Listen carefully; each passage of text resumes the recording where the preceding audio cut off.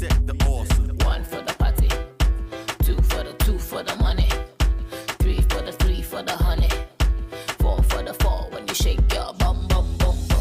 See, me all to party. Bonjour à tous, contente de vous retrouver aujourd'hui pour une nouvelle vidéo. Avant de commencer toute chose, je t'invite à t'abonner si ce n'est pas fait, à mettre un petit like à la fin si tu as bien aimé la vidéo, ça fait toujours plaisir.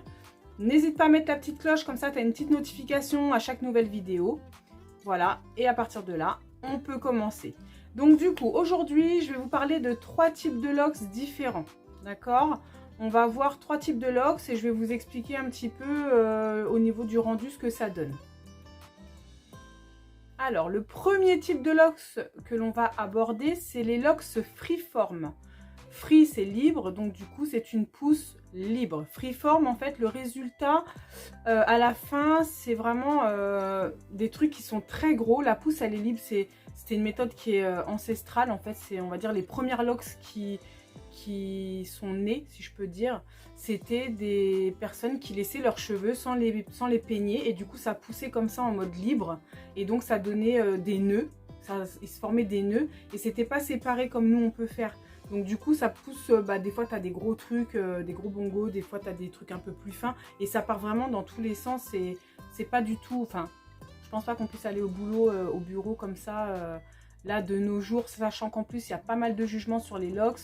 Porter des locks freeform, il faut avoir une vie adaptée à ça où on peut se permettre ce genre de choses, parce qu'on peut pas vraiment on peut pas se permettre ce genre de coiffure dans tous les milieux professionnels. Il y a des endroits ça passera pas. Moi personnellement à l'aéroport en tant qu'agent d'escale, c'est mort. Franchement jamais de la vie. Déjà j'ai eu du mal à trouver du boulot avec mes locks. Alors avec des locks freeform c'est même pas la peine. On peut assimiler Bob Marley à ça un petit peu. Et encore je sais pas s'il a vraiment fait en pouce libre parce que je pense qu'il a dû quand même un minimum tourner. Vraiment les freeform c'est vraiment des gens qui laissent vraiment le cheveu faire ce qu'il veut. Il va là où il veut, il les ordonne pas, il n'y a pas de discipline, il n'y a rien. Ils font, voilà, ils laissent la vie faire les choses, la nature faire les choses. Donc voilà, du coup, le type freeform, c'est bien pour les cheveux crépus. C'est idéal pour ce type de cheveux parce que du coup, il va très vite s'en mêler. Il va très vite prendre en fait en locks. Les Rasta, beaucoup qui vont, enfin ceux qui pratiquent, qui ont un mode de vie Rasta, vont peut-être plus se laisser aller à ce genre de locks, tout simplement. Le deuxième type de locks, c'est les locks que j'appelle traditionnels. On va dire que c'est moi, voilà. Donc là, moi, j'estime avoir un type de locks traditionnel, ni trop gros, ni trop fin, ni trop entretenu, ni pas entretenu du tout. C'est-à-dire que moi je vais les tourner à peu près tous les 3, 4 mois, 5 mois à peu près. Voilà, je vais pas les tourner forcément toutes les semaines ou tous les mois. Je vais les tourner seulement quand je fais mon shampoing et je ne fais pas un shampoing toutes les semaines. Qu'il n'en déplaise à certains, oui, l'hygiène, nani, nana. Moi, s'il y a quelqu'un qui peut me dire que je pue de la tête ou que je pue des cheveux, et bah qui vienne me le dire, qui vienne foutre son nez dedans. Pour me dire que ça sent mauvais, mes locks ne sentent pas et si toutefois elles sentiraient quelque chose, là je me jetterai sur mon shampoing clairement. Donc voilà, je lave mes cheveux quand j'en ressens le besoin ou quand il y a un événement. Donc voilà, donc les locks traditionnels ça donne ça, c'est à dire que quand même je les sépare, je les laisse pas faire ce qu'elles veulent. Elles ont une certaine épaisseur parce que justement je ne les tourne pas toutes les semaines ou je les tourne pas tous les mois. C'est pas un entretien régulier au niveau du twist. Et en plus moi je les fais en twist. Je vais peut-être passer au crochet, je vais voir, je vais tenter, mais je suis pas fan de tous ces trucs là. Mais je vais peut-être tenter le crochet comme ça, pas celui où interlocks là, pas ça. Donc voilà, ça c'est ce que j'appelle des locks traditionnels. Ni trop grosses, ni trop fines. Je les laisse pas faire ce qu'elles veulent non plus, mais je les laisse un petit peu quand même faire ce qu'elles veulent. J'attends d'avoir des repousses peut-être comme ça pour vraiment les reprendre. Après, je fais mon petit mode... Ah, oups, petite pause. Désolée pour la petite pause, je ne sais plus où j'en étais. Les aléas du direct. Donc du coup, oui, je disais que je les tournais pas tout le temps Voilà, c'est un tournage tous les 3-4 mois, je dirais. Voilà. Par contre, je parlais du coup quand ça a coupé du camouflage, je les camoufle régulièrement dès que je veux être un minimum présentable. Je fais ce que moi j'appelle le camouflage. J'ai fait une vidéo tuto pour expliquer un peu comment je m'y prends. Donc je tourne que le cheveu devant ou autour de la tête, comme j'ai fait là aujourd'hui. Le troisième type de locks, c'est les sister locks. Les sister locks, ce sont des toutes petites locks. Donc vous voyez, souvent des gens, beaucoup le font, hein. C'est des toutes petites locks.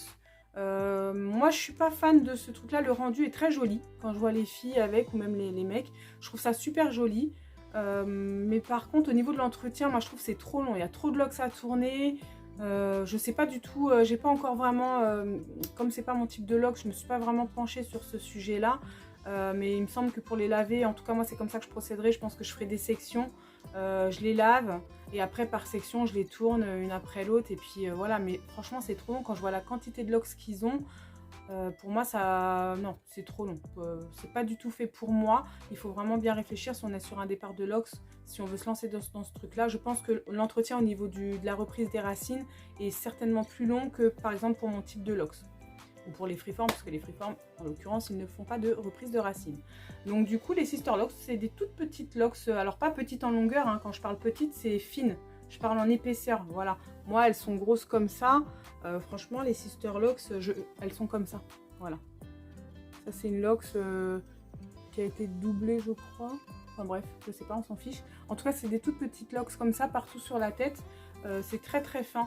Donc ça a tendance à se casser, il faut pas trop les tourner je pense, peut-être l'erreur que font les gens c'est qu'ils les tournent trop, du coup après elles s'affinent, donc soit elles se cassent, ou soit avant la casse ils les doublent, donc au final ils font des petites locks pour au final les doubler, pour les réépaissir un peu.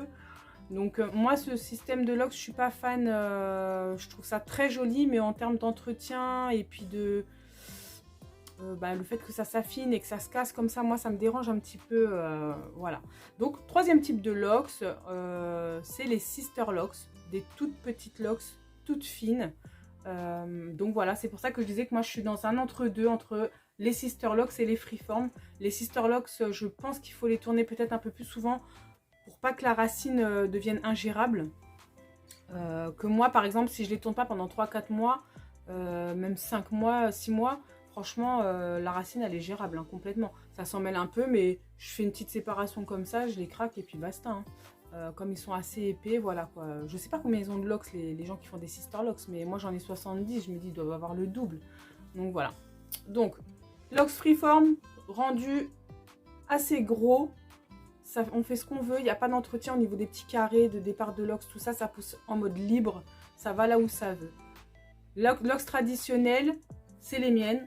Ce que moi j'estime être traditionnel, c'est un entre-deux, c'est pas tourné tous les mois, mais voilà, c'est tourné quand même tous les 3-4 mois. Et les sister locks, des locks qui sont beaucoup plus fines, en plus grosse quantité, et qui pour moi demandent un peu plus d'entretien. Voilà, c'est tout pour aujourd'hui. Je t'invite à t'abonner à ma chaîne, à mettre un j'aime si tu as aimé la vidéo, à me laisser des commentaires, n'hésite pas, pose-moi des questions. Donne-moi d'autres idées si tu veux que je fasse d'autres vidéos, il n'y a aucun problème, je ferai ça pour vous. Et je vous dis à la prochaine!